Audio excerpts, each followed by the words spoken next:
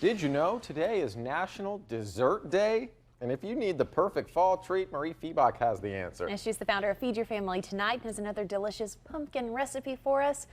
Right in time for fall. We love all the pumpkin stuff that you're bringing us. What are we making today? Today we are making pumpkin souffles, and so many people are afraid of souffles. I put it up on my Facebook group and people said they're really scared, but I'm here to tell you it's not that hard. We're going to start with making the custard base for the souffles. We've separated 5 eggs and I've whipped the whites and I have the yolks here, and what is in this hot pot bubbling is a half a cup of milk, a half a cup of pumpkin, a half a cup of brown sugar, and just a little pinch of salt.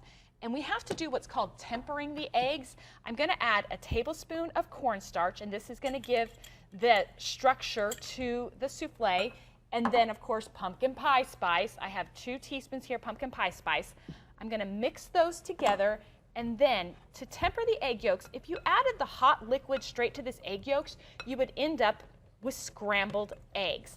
To avoid that, we are going to slowly add this hot liquid to the egg yolks so that they gently warm up, and that way you don't end up with scrambled eggs.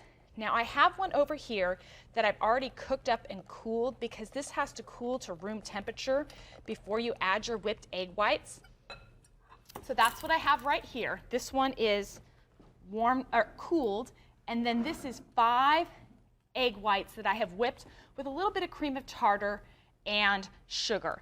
You want to add about 1/3 of the egg whites first and gently mix it so that they can lighten up the batter.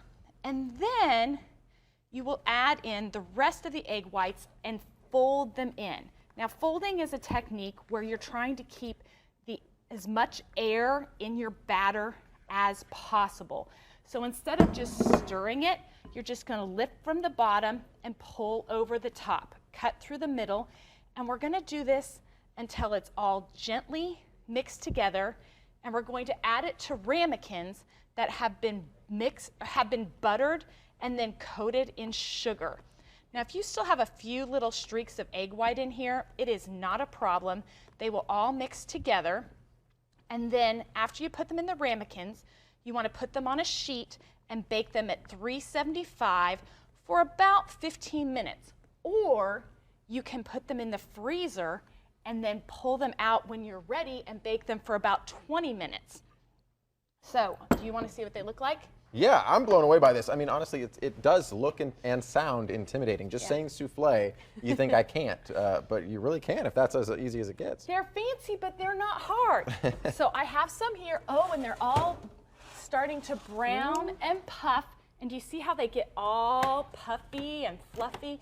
They have crisp on the outside, and then they're going to be gooey on the inside. Do you want to taste one, Shane? Yeah, Tell me what you think. You've got one over here. I'm learning so much. I mean, I have these at home, these little bowl things, and I never even knew it was called a ramekin. So let's start there. But as you... It's like a fluffy pumpkin pie.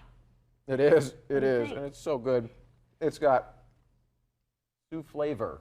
Souffle. That's what I'll call it. Souffle. Wow. So don't be afraid of a souffle. It really is just separating the egg whites, mixing the base, and folding gently. And I love that we can make them ahead.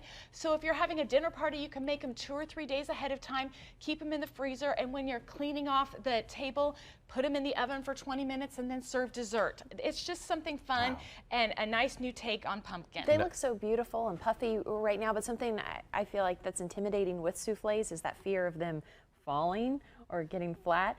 Why? What causes that? What can we do that can make sure that doesn't happen? It will always happen because there is not enough structure, there's not any flour in there, so there's no gluten to hold it fluffy. And like Shane's eating one that I made yesterday, and it has fallen, but it still tastes good. Yeah. So when they will fall, but they are still really yummy to eat. If you serve them really quickly, they're a lot more dramatic because they're big and puffy. If you dive into that right now, it would be so airy, right? Right, it would be airy and fluffy and a little bit gooey in the middle. And they dense up a little bit, but they're still really yummy. Okay, perfect.